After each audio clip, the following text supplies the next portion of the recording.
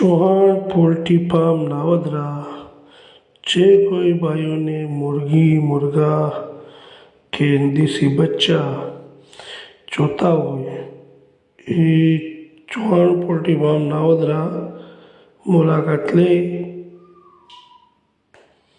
વ્યાજબી ભાવે માલ દેવાનો છે અને વ્યાજબી ભાવે ઈંડા આપીએ છીએ અમે।